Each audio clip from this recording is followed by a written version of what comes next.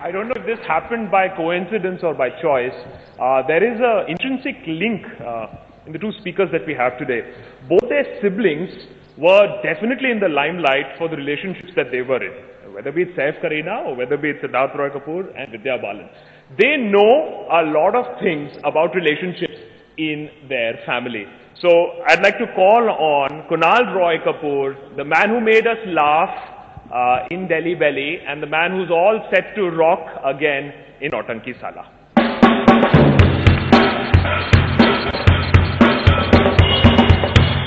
Thank you, thanks. Sort of reminds me, I was trying to play those drums in DK Bose. It's just not happening. I was trying to, all my hands were all over the place. Thanks, thank you India Today for having me here. Just a completely different sort of point. I was flying here. I'm sorry I'm just sharing this with you because I found it funny.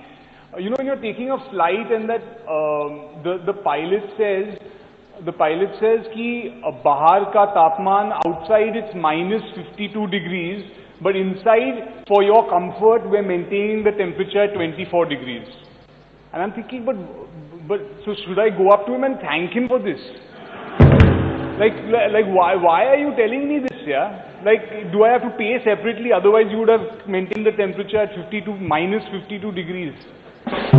What is up with these pilots? They make the most ridiculous statements. Anyway, I'm sorry, I just found it funny, so I thought I'd share it with you all. But just to talk about relationships, I've been married for 7 years now, or is it 8? My wife is going to kill me.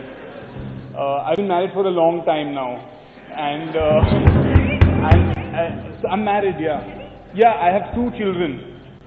Yeah, so I don't know what I'm doing at a youth summit really. But honestly, before I got married to her, I was seeing her for 10 years. I have been, don't clap, yeah. You're mad, stop clapping, yeah. It's ridiculous, I should shoot myself in the head. What's wrong with you?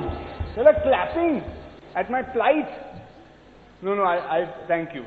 I've been with her for 18 years now, and it's been wonderful because what happens in those years is that, and I don't think that like many young people get to experience this, is that you get to see a person change. Not only, you know, like you get to see them grow. It's like almost you bond with them, and then you kind of rediscover your relationship as you go along, you know. And as Soha was saying, that relationships go through these ups and downs, but it becomes sort of organic, and then you have to readjust, and you have to change yourself a little bit and mold a little bit and give and take and all that stuff. And it's great fun. But I think that you know that today that they're very dismissive of these things, and we're very fast to like just cast them aside and say that I don't have the time for this, I don't have the patience for this, but it's really quite fruitful. So I mean, I would just say that to young people who are constantly looking for new things, and I mean I was mentioning this to you earlier, but I don't know how many of you agree, but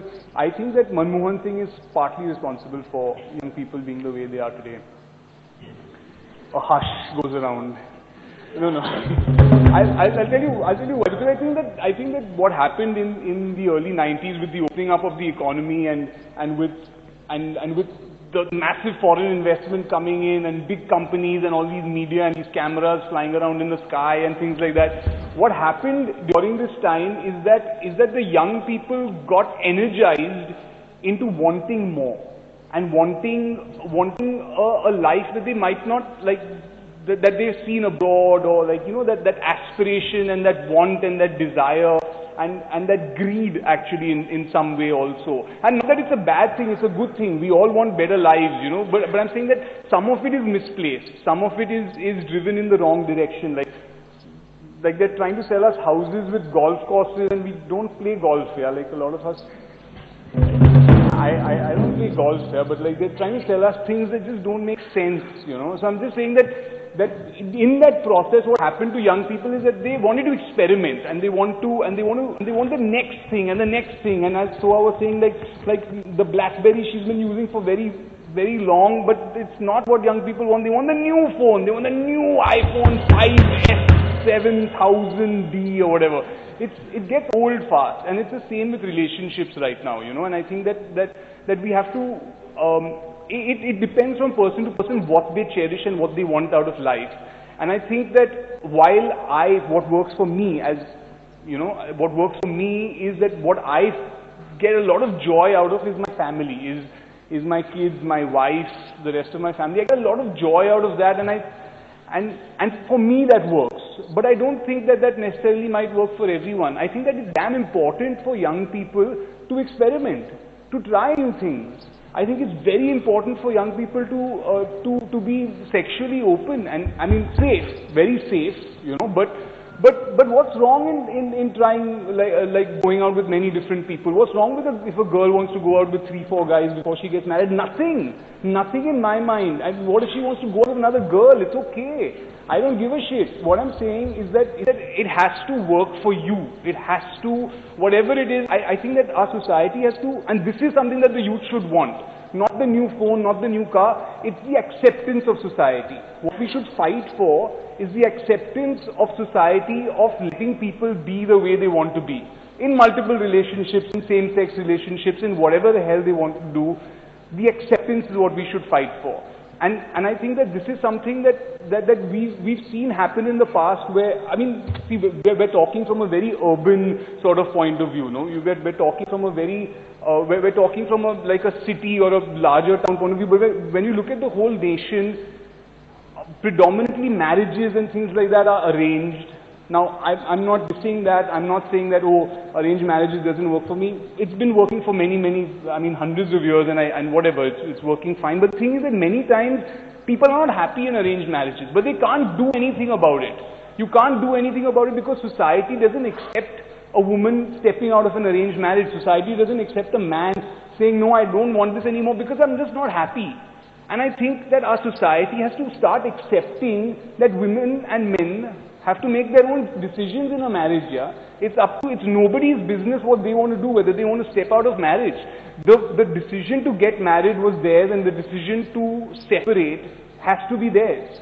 And I think that marriage, for me, I got married for 2 reasons. One was to keep my parents and in-laws happy, and the second was because you get a lot of gifts. Yeah. Me and my wife kind of sustained ourselves on the gifts that we got for 1 year. We were able to manage just on gift money. It was wonderful. So I would recommend it to you if you're looking to start out, like get married, you get a little bit of cash here. It's damn nice. But I'm just saying that for me, whether I was married to my wife or not is irrelevant. For me, if I ek baar commitment kar li na, so I'm just saying that once you make that commitment and once you're committed to a person, what difference does it make in my head? For other people it's extremely sacred. In my head it makes no difference whether I've taken a few circles of a fire and all that stuff. I don't know about these things. I know what I feel. I know that what I feel for a person. And I know that when I feel something for a person, I know that even though if I stop feeling that I won't let that fire thing stop me from walking out. Because I believe in the bond between two people. And I think that marriage is basically a symbolic thing to show society that we're now together. But it's more important what the two people are on the same level playing field. So I mean, this is just the way I feel. So casual love is great for young people who want to, whatever, go out there, try other things, try other guys, girls, whatever. It's good. I like it. So yeah, thank you. That's all I have to say about that.